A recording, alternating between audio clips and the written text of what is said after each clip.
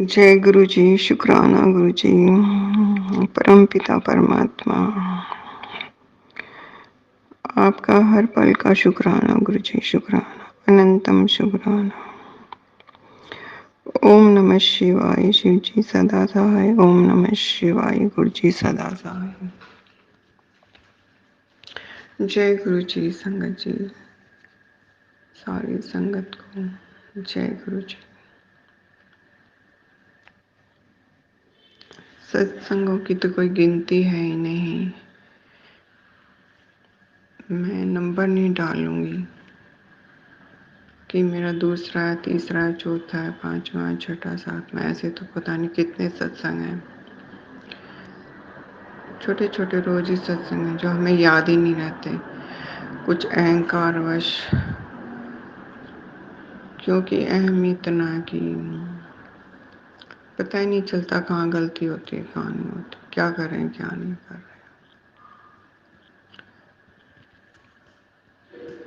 गुरु जी के चरणों में कोटि कोटि प्रणाम। यह है मेरा दूसरा सत्संग है। एक बड़ा सत्संग तो पहला रिकॉर्ड कर दिया, उसमें भी बहुत जो भी गलतियां हुई हैं क्षमा करना, क्योंकि मुझे कोई रिकॉर्डिंग करना नहीं आता। बस गुरु जी के सामने, उनके सामने बैठ के उन्होंने इतनी हिम्मत तो बख्श दी कि मैं इतना तो बोल पा रही हूँ। नहीं तो अब तक ये हो ही नहीं सका था, बोल ही नहीं सकी थी, कर ही नहीं सकी थी, पता नहीं क्यों। कितनी बार सोचती अभी करूँगी लेकिन नहीं होता था। शुक्राना गुरु जी, शुक्राना, बेअंत का शुक्राना, अनंतम शुक्राना। ये 2023 जनवरी की बात है। हाँ, जनवरी की बात है, जो 2023। और मेरा जनवरी की बात है, जनवरी लास्ट की। मेरा बेटा केरला गया हुआ था और उसके साथ उसकी फैमिली भी गई हुई थी। तो वहाँ पे समुंदर के किनारे पे ना उन्होंने नारियल पी के, और छोटा बच्चा ना उस नारियल के खाली हरे वाले नारियल से खेल रहा था। उसमें कितना वजन होता है, 2-3 किलो तो होता ही है। खेलते खेलते ना उसने उसकी आँख पे मार दिया, और उसी टाइम पे फिर वो एकदम हॉस्पिटल में गए। वहीं से डॉक्टर ने बोल दिया भाई सीरियस है, और क्योंकि आँख पे लगा था, वो आँख तो नाजुक चीज़ है, सीरियस तो होना ही था। शाम को उसने मुझसे फ़ोन किया और वीडियो कॉल की। मैंने देखा आँख पे पट्टी बंधी हुई है। मैंने कहा ये क्या हुआ। उसका चेहरा एकदम काला हो रहा था सारा, और बहुत ही वीक हो रहा था। तो बोला कि मुझे ना नारियल, ऐसे ऐसे नारियल लग गया बच्चे से। मैंने फिर तभी गुरुजी के सर के सामने खड़े होके बस इतना ही बोला था, गुरुजी आप संभाल लेना अपने बच्चों को, जो भी गलती भूल चुका है। बस मैंने और कुछ नहीं बोला। कि फिर 1 हफ्ते बाद पट्टी खुली ना, 3 दिन बाद फिर उन्होंने, डॉक्टर ने कहा नहीं सब कुछ ठीक है, नॉर्मल है, बस 1 हफ्ते तक ये ट्यूब डालो और आराम हो जाएगा। शुक्राना गुरु जी का, शुक्राना, अनंतम अनंतम शुक्राना गुरु जी, बेअंत का शुक्राना। शुक्राना गुरु जी, शुक्राना। फिर एक दिन ना मैं ना ऐसे ही अपने घर में ना किचन में सफाई कर रही थी, ऊपर वाले कैबिनेट की। वो थोड़े से ऊंचे पे हैं।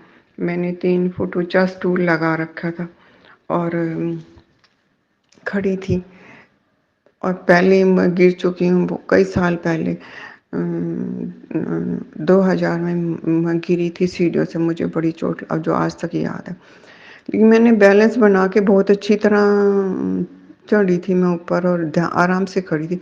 पता नहीं क्या हुआ, अचानक से इतनी जोर से किस तरह गिरा वो मुझे तो समझ ही नहीं आया। स्टूल कैसे फिसला, स्टूल इतनी दूर जाके गिरा, और मैं ऊपर से सीधी कमर के बल आई नीचे एकदम धड़ाम जैसी।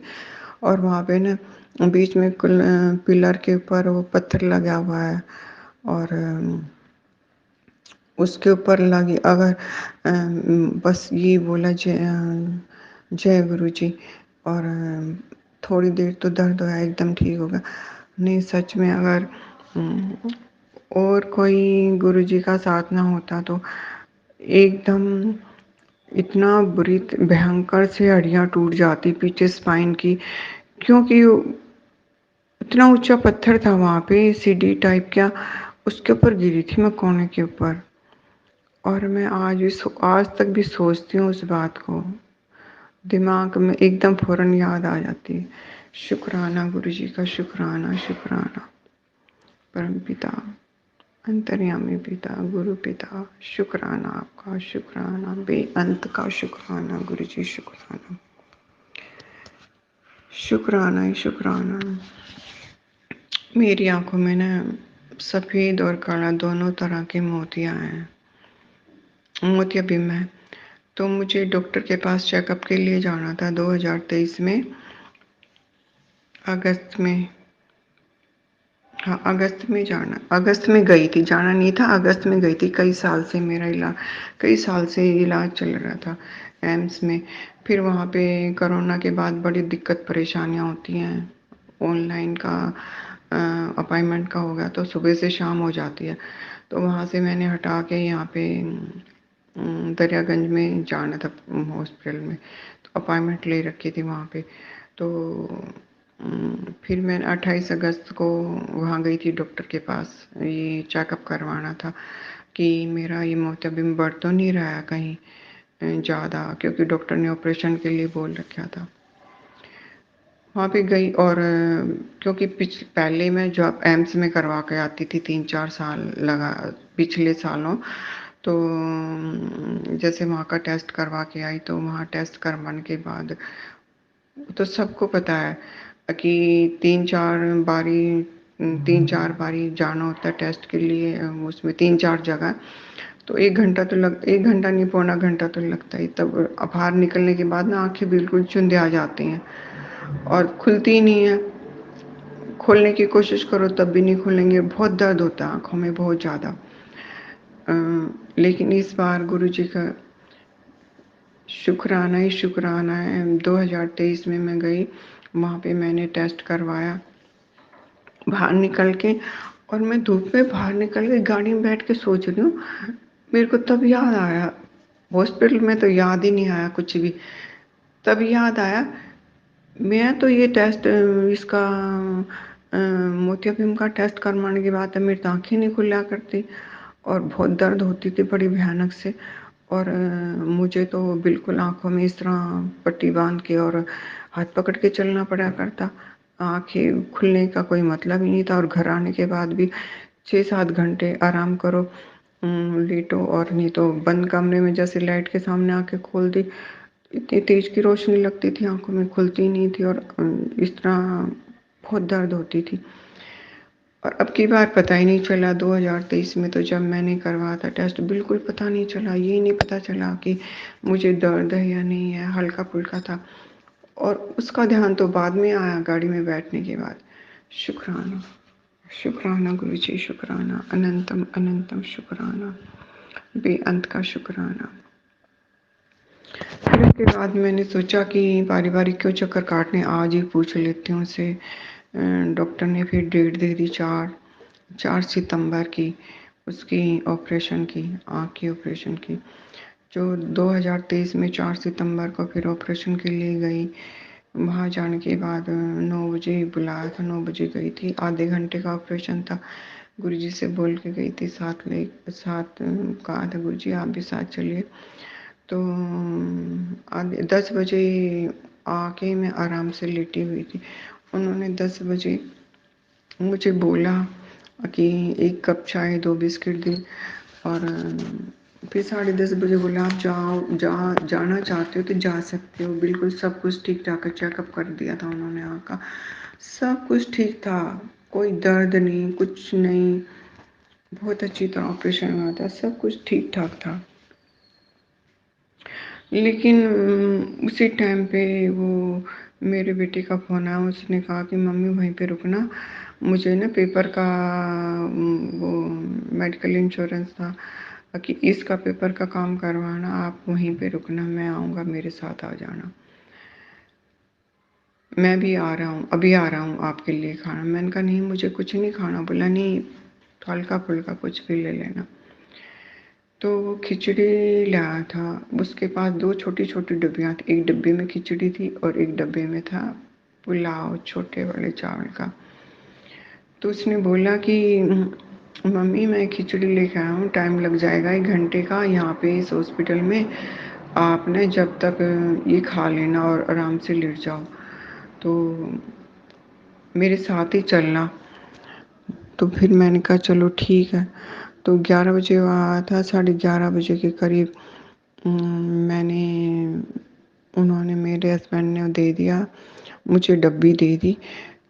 उन्होंने गलती से बिना देखे, बिना ढक्कन खोले चावल वाली डब्बी दे दी, जो चावल पुलाव था, पीले वाले चावल थे। और मैंने खा लिए। खाते समय मेरे ये महसूस हो रहा, पता नहीं कैसी सूखी सूखी खिचड़ी है, कैसी खिचड़ी बना के दी आज। इसमें अलग अलग सब्जी के टेस्ट आ रहे हैं और कैसा सूखा सूखा है। फिर भी मैंने ध्यान नहीं दिया, बस 2-4 चम्मच खा ली, थोड़ा सा तो था। फिर उसने आके बोला कि आपने खिचड़ी क्यों नहीं खाई? मैंने कहा मैंने तो जो दिया था वही खा लिया। बोले ये क्यों खाया? चलो कोई बात नहीं। लेकिन उन्होंने तो कहा कोई बात नहीं, लेकिन मुझे उसी टाइम पे दर्द शुरू हो गई, आँख में चावल खाने के बाद ही। पहले थोड़ा थोड़ा दर्द हुआ, हल्का हल्का, फिर थोड़ा तेज हुआ। 12 बजे तक मुझे थोड़ा तेज दर्द हो, 12:30 बजे बहुत तेज दर्द होने लगा। 1 बजे तक मैं घर पे आ गई। घर आने के बाद वहीं पे नोएडा ही चली गई बेटे के फ्लैट पे। फिर वहाँ जाने के बाद मैंने 1 कप चाय पी और खाना खाने का तो मन ही नहीं कर रहा। दर्द इतना भयानक दर्द हो रहा था आँख में। तो ये तो महसूस मुझे भी हो गया था। मैंने कहा ऑपरेशन करवाने के बाद शायद ये चावल खाए इससे हो रहा होगा, दर्द हो रहा है। फिर मैं लेट गई, मैंने कहा नींद आ जाएगी। 4 बजे उठी, 4 बजे 2 बिस्किट चाय पी के फिर नहीं, उन्होंने दे दिया, मैं तो नहीं उठी, मन नहीं कर रहा था, लेकिन ज़बरदस्ती और कुछ खाने को मन ही नहीं कर रहा था, खाना खाने को कुछ भी। लेकिन शाम तक 7 बज गए, 7 बजे तक तो दर्द बड़ा भयानक चरम सीमा पे पहुंच गया, बर्दाश्त करना ही मुश्किल हो गया। ऐसे हो रहा था सर में जिस तरह हथौड़े बज रहे हैं, कोई बहुत जोर जोर से सर की नसें फटी जा रही थी, बड़ी भयानक। डॉक्टर को फ़ोन किया, उन्होंने कहा कोमिफ्लैम ले लेना दर्द की। फिर कहने लगे मम्मी खाना खा। मैंने कहा खाना क्या, मुझसे तो उठा नहीं जा रहा, ना बोला जा रहा, ना मुझ खाना खाना तो बहुत दूर की बात है। फिर भी मैंने बहुत भयानक दर्द था, बहुत ही। फिर मैंने उठी, खा एक एक एक राई ली। मुझे उल्टी आ रही थी, मैंने कहा अगर खाना खाऊंगी उल्टी आ गई तो और मुश्किल, फिर तो और भी ज़्यादा समस्या हो जाएगी। तो मैंने लेटे लेटे ने एक चपाती खाई क्योंकि दवाई लेनी थी। फिर वो गोली ली, लेकिन उससे भी कुछ नहीं हुआ। फिर मैंने ना वहीं पे छोटा सा स्वरूप, छोटे वाला स्वरूप रखा था गुरु जी का। फिर मैंने बोला नहीं, मैंने लेटे लेटे बोला, मेरी आंखों में ना आंसू आ रहे थे। मैं रोकना चाह रही थी कि आज ही तो ऑपरेशन हुआ है और आज ही आंखों में आंसू आए, खराब ना हो जाए कभी। लेकिन दर्द इतना भयानक दर्द था, इतना भयानक दर्द था। फिर भी मैंने मन मन में ये अरदास की, सतगुरु आप मुझ पर दया करें, मुझसे बर्दाश्त नहीं हो रहा ये दर्द पर आप मेहर करें। बस मैंने इतना ही बोला था, मुझसे आगे बोलना ही नहीं आया, ना मुझे कुछ क्योंकि दर्द, मुझे बहुत दर्द थी। मन मन में ही बोला था ये सब। तो 5 मिनट के बाद ना मुझे गुरु जी के लाल चोले का और सफ़ेद चोले का और बाबा जी की, गुरु नानक जी के दर्शन हुए इसी टाइम पे। और फिर मुझे 10 मिनट बाद वहीं पे नींद आ गई। मैं सो गई। तो रात का पता नहीं कितने बजे का टाइम था, 2 बजे थे या 1:30 बजा था, कितने बजे का टाइम था। मुझे ना ऐसा महसूस हो रहा था जैसे मैं सीधी लेटी हुई थी। दर्द तो था आँख में, लेकिन मैं सीधी लेटी हुई थी और ना जैसे मैंने घुटने भी मोड़ रखे थे, सीधी लेटी हुई थी, घुटने तो मैंने मोड़ ही रखे थे। और गर्मी थी जब सितंबर में, तो और मेरी बहू मेरे साथ ही सो रही थी। उस टाइम पे फिर मैंने देखा कि मुझे नींद भी आ रही है और जाग भी रही हूँ। सपने में जैसे मेरे घुटने के आगे पेट के ऊपर मोबाइल रखा हुआ है और यूट्यूब में रील चलती है। उसकी जैसे वो आते हैं, वीडियो चलते हैं इस तरह की, सत्संग के वीडियो आते हैं, इस तरह की रील चल रही थी, ऊपर ऊपर चलती जा रही है अपने आप ही। और उसमें मुझे गुरुजी के वाइट चोले के स्वरूप नज़र आ रहे हैं। जितने भी गुरुजी के वाइट चोले के स्वरूप हैं, सब सारे नज़र आए और आते रहे। और फिर कुछ कुछ लिखा हुआ था, लेकिन एक ये वीडियो मेरा स्पष्ट मैंने देखा कि मेरा नाम भी लिखा है, लेकिन मुझे याद नहीं है। वो सुबह दूसरे दिन सुबह तक, 4 तारीख को था, 5 तारीख की सुबह मैं भूल गई थी, पता नहीं क्या लिखा था, लेकिन वो सब याद है और गुरुजी याद करवा रहे हैं सब कुछ। तो फिर उसके बाद क्या हुआ, वो जो मेरी आँख में दर्द था ना, वो हाँ, वो रील चलती जा रही, गुरुजी के सारे स्वरूप मुझे नज़र आ रहे हैं, बिल्कुल एकदम साफ क्लियर। लेकिन कुछ बोल नहीं रहे, किसी में हँस रहे हैं, किसी में ऐसे ही चुप बैठे। और फिर उसके बाद आया गुरुजी के काले चोले का स्वरूप लास्ट में। तो उसके बाद फिर क्या हुआ, जो मेरी आँख में दर्द था ना, वो दर्द मेरे पेट में आ गया। मुझे महसूस हुआ आँख का दर्द, आँख के वहाँ से हटकर भयानक दर्द वो, और मेरे पेट में दर्द होने लगा। और पेट के नीचे पीठ में, कमर में होने लगा फिर वो दर्द। पीठ में और पेट में पूरा गोल गोल जैसे गोले घूम रहे हैं, इस तरह का। और बड़ा भयानक दर्द हो रहा था, लेकिन आँख का दर्द इतना नहीं था, आँख में नहीं पता चल रहा था बिल्कुल भी। फिर थोड़ी देर तक पता नहीं 5 मिनट तक, 10 मिनट तक, वो टाइम का पता नहीं कुछ भी। और वो वो गोल गोल गोल गोल गोल घूमता रहा। घूमने के बाद फिर वो अपने आप ही ठीक हो गया और मुझे नींद आ गई। 10 मिनट बाद ना फिर बेल बजी, क्योंकि मेरी बहू का फ़ोन उसके पास ही रखा हुआ था। लेकिन फ़ोन की बेल इतनी इतनी अच्छी बेल थी, इतनी प्यारी, जिस तरह की रुक रुक के बज रही थी। 5 बार ही बजी फ़ोन, टिंग टिंग। मेरी एकदम अचानक से आँख खुल गई। मैंने कहा इस फ़ोन की बेल तो ऐसी तो नहीं है जैसी, इसकी ट्यून भी नहीं है ऐसी, ये कुछ अलग ही तरह की बेल है। और मैं उठ के बैठ गई। फिर मैंने आँख पे हाथ रख के देखा, देखती हूँ कितना 2:30 बजे हुए हैं। देखा सामने घड़ी थी, दूसरी आँख से देखा 2:30 बजे हुए हैं। फिर मैं बैठ गई और मंत्र जाप करने लगी। मंत्र जाप तो मैं पहले भी कर रही थी, आँख में दर्द था तब भी कर दी, रात को सोते समय भी कर रही थी, पूरा टाइम करती रही।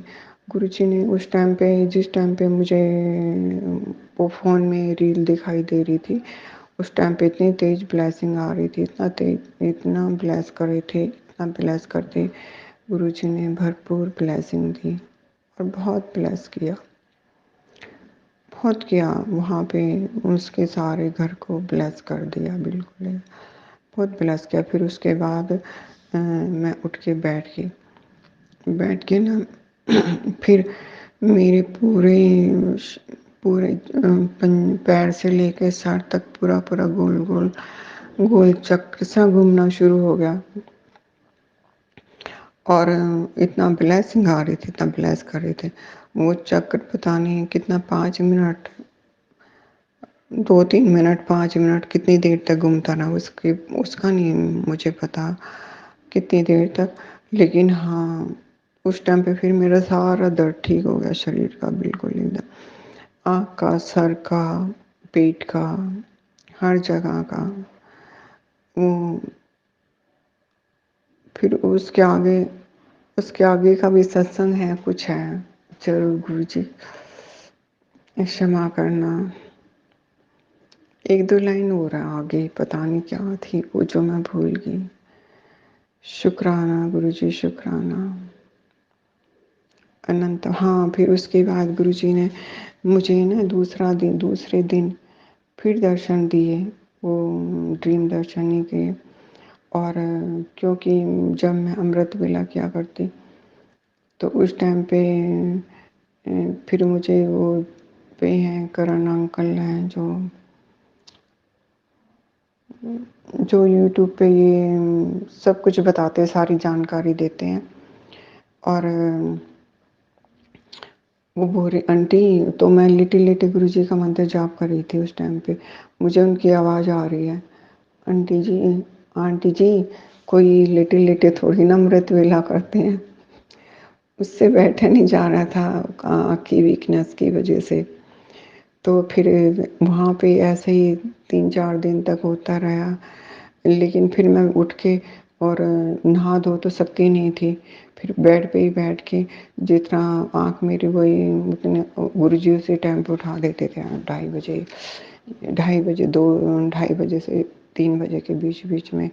फिर मैं वही उठ के वहीं पे वैसे ही थोड़े से दिन तक तो वैसे ही किया, बिना नहाए धोए, क्योंकि मेरी आदत, चाहे कितनी ठंड हो, कितना ही कुछ हो, कितनी परेशानी दिक्कत हो, वो तो आँख में पानी वानी ना चला जाए। और दूसरा बेटे के वहाँ गई हुई थी, इसलिए 3-4 दिन बिना नहाए धोए कर लिया था, नहीं तो मैं बिना नहाए तो करती ही नहीं हूँ बिल्कुल। मुझे ही अच्छा ही नहीं लगता अपने आप अंदर से ही, और सुस्ती भी नहीं उतरती। और शुक्राना गुरुजी, शुक्राना, अनंतम अनंतम शुक्राना, बेअंत का शुक्राना, शुक्राना ही शुक्राना। सत्संग तो छोटे छोटे बहुत होते रहते हैं, रोज के कुछ सत्संग होते हैं जो कुछ तो हमें याद ही नहीं रहते, कुछ समझ ही नहीं आते। मैं अपनी बता रही हूँ, सबके लिए नहीं बोल रही ये सब बातें, कि कुछ तो मुझे याद ही नहीं रहते, कुछ समझ ही नहीं आते। कितने तो मुझे गुरुजी मैसेज देते हैं, वही पढ़ने नहीं पड़ते, वही समझ नहीं आते बिल्कुल भी। कुछ ईगो ज़्यादा परेशान करती है, कितना ही कुछ करो अंदर से ये अहम इतना होता है, क्यों बोला किसी ने ऐसा, क्यों कहा। अब तो नहीं होता, अब तो गुरुजी ने सबर करना सिखा दिया, कॉन्फिडेंस बढ़ा दिया बहुत ज़्यादा अंदर से। अब कुछ महसूस नहीं होता, चाहे कोई बुरा बोले चाहे कोई अच्छा बोले, ना इस चीज़ का ही गुरूर होता है कि मुझे अच्छा बोला तो मैं खुश हो जाऊं, बड़ी खुश हो जाऊं, और बुरा बोला तो फिर चिढ़ जाऊं या उस बात को लेके बैठ जाऊं। पहले ये सब बातें होती थी। और इस पे गुरुजी की संगत में भी सारी संगत ही नहीं है। 2 साल में गुरुजी ने बहुत सब कुछ सिखा दिया, अपने के चेहरे भी, बाहर वालों के भी, सबके बहुत अच्छी तरह दिखा दिए हैं कि कौन कौन दोस्त है और कौन फायदे उठाने वाले हैं और कौन अपने हैं, कौन पराए हैं। लेकिन मैं तो सब सोचती हूँ, शुरू में भी मुझे समझ नहीं आता था, ना अब समझ आता है, ना मैं समझने की कोशिश करती हूँ। कोई जो भी कुछ करता अपने लिए करता है बस। गुरुजी, अहंकार, ये ईगो हमारी अपने पास रखो, इसको ये मत आने देना, बस इतनी विनती प्रार्थना है। इस ईगो से ही सारा सब कुछ यही करती है, कबाड़ा कुबूड़ा सब कुछ। मुझे ना बोलने का ढंग है, ना बात करने का, ना अक्ल है कुछ, ना बुद्धि है। गुरुजी, ये हम अवगुणी अज्ञानियों गुनाहगार पापियों के अपनी चरण शरण में दे रखा। शुक्राना, शुक्राना।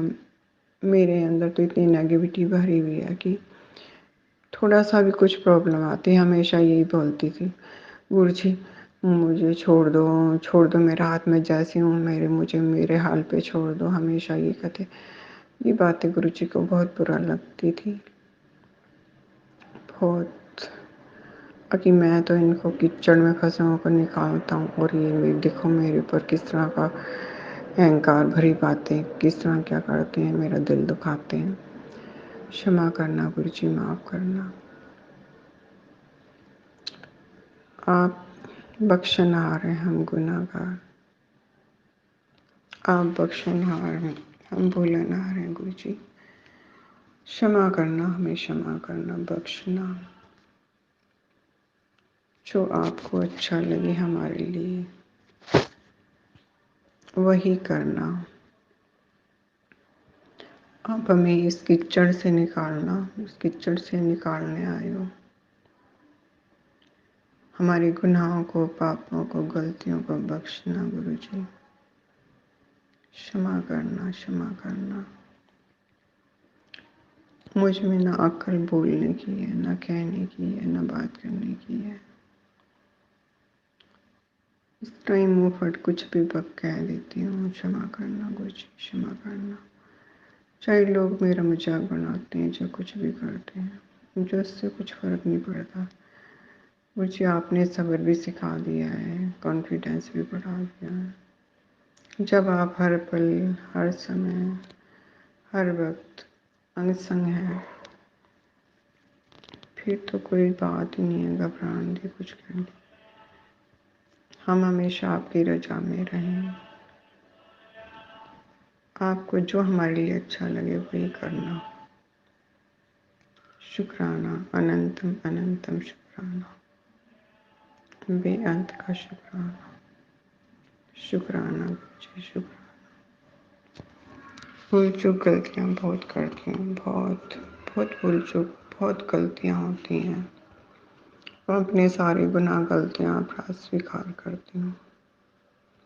मुझे क्षमा करना, माफ़ करना, सद्बुद्धि देना, सही रास्ता दिखाना, सर्वत्र का भला करना, सबका मंगल हो, सबका कल्याण हो, सब सुखी रहें, स्वस्थ रहें, सबकी दुख दरिद्रता दूर करें, सबकी झोलियाँ खुशियाँ नाल भरें। शुक्राना, अनंतम अनंतम शुक्राना, परम पिता परमात्मा, गुरु पिता, अंतर्यामी पिता, शुक्राना शुक्राना। आपका हर पल का शुक्राना, शुक्राना शुक्राना। जो भी भूल चूक गलती हो क्षमा करें संगत जी।